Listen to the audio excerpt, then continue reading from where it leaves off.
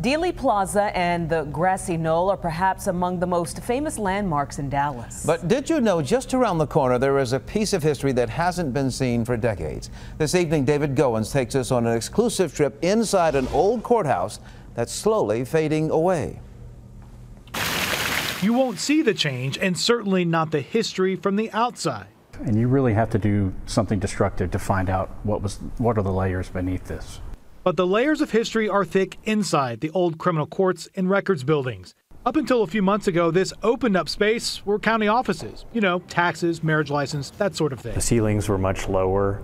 The building looks a lot different already. Jonathan Bazan says Dallas County is remaking the building, including a total internal demolition starting Monday. All of it will be gone, yes. Well, not all of it. What is worth preserving is being saved. But first, Bazan and architect Brian Nicodemus had to find it. Being in a place where history took place, being in the courtroom where Ruby was tried. The courtroom is high-ceilinged and old-fashioned, complete with paddle-bladed fans. But for the last 40 years or so, the Jack Ruby courtroom has just been used to store old boxes. It's two 100-year-old murals. At some point in the 70s or 80s, they were covered up. Now the focus is on unearthing those uniquely Dallas stories. This is where inmates would be baptized. Like up on the 6th floor at the Old County Jail. There was actually a tub there, an elevated tub, and they would actually do the baptismals right there.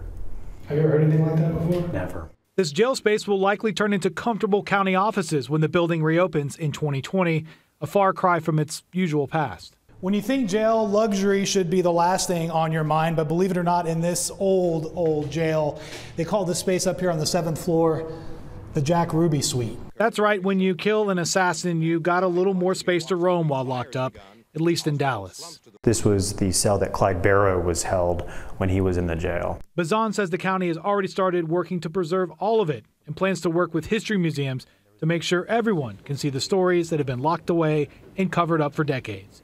David Goins. This is a treasure. This is definitely a treasure for the county and for the city of Dallas. Channel 8 News.